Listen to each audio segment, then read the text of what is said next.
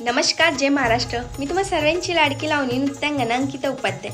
RIKEN group प्रस्तुत कोल्हापूरच्या Zingaat dance group Bhandara दिनांक 6 डिसेंबर 2025 रोजी शनिवारला रात्री ठीक 8 वाजता.